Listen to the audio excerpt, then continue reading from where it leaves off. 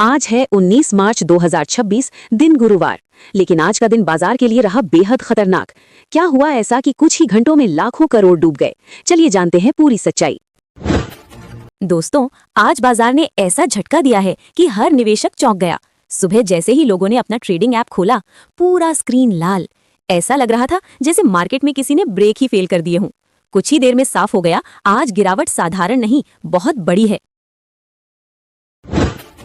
पिछले कुछ दिनों से बाजार धीरे धीरे ऊपर जा रहा था, लेकिन आज अचानक सब कुछ पलट गया।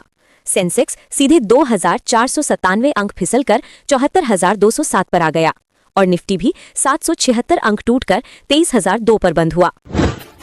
आखिर ऐसा क्या हुआ? तेजी के बाद बड़े निवेशकों ने मुनाफा निकालना शुरू किया। जैसे ही बिकवाली बढ़ी, बाजार में घबराहट फैल गई और गिरावट और तेज हो गई। अगर बात करें कारणों की, तो बाजार में डर और मुनाफा वसूली, प्रॉफिट बुकिंग सबसे बड़ा कारण रहा। निवेशकों ने तेजी के बाद अपने शेयर बेचने शुरू कर दिए, जिससे दबाव बढ़ गया।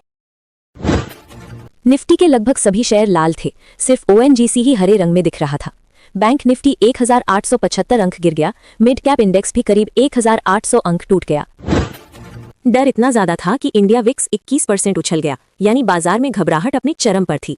हालत ये रही कि एनएससी में हर 7 गिरते शेयरों के मुकाबले सिर्फ एक शेयर ही बढ़ रहा था। वहीं दूसरी तरफ एचडीएफसी बैंक 5% से ज्यादा गिरा, क्योंकि उसके पार्ट टाइम चेयरमैन के इस्तीफे की खबर आई।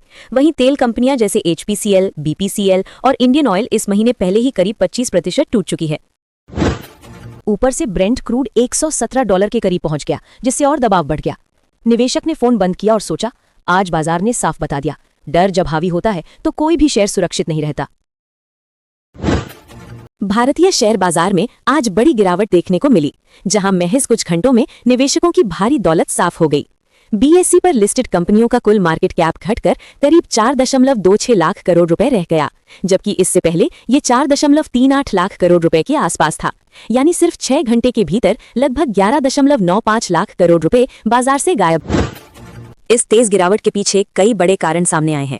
कच्चे तेल की कीमतों में उछाल, अंतर्राष्ट्रीय बाजार में ब्रेंट क्रूड $115 के पार चला गया, जिससे भारत जैसे आयात पर निर्भर देश पर दबाव बढ़ा और महंगाई की चिंता तेज हो गई। दूसरी तरफ ग्लोबल बाजारों से कमजोर संकेत, एशियाई और अमेरिकी बाजारों में कमजोरी देखने को मिली, जिसका सीधा असर घरेलू बाजार पर पड़ा और निवेशकों का भरोसा डगमगाया। 3. विदेशी निवेशकों की बिकवाली।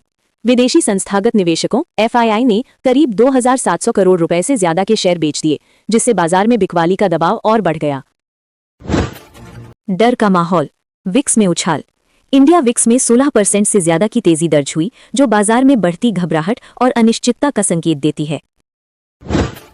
अमेरिकी फेड का सख्त रुख, फेडरल रिजर्व की ओर से ब्याज दरों को ऊंचा बनाए रखने के संकेत मिले, जिससे उभरते बाजारों से पैसा निकलने का खतरा बढ़ गया।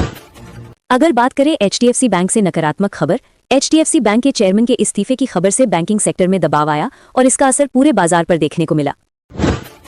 टेक्निकल स्तर टूटना, लगातार तेजी के बाद बाजार कमजोर नजर आ रहा था।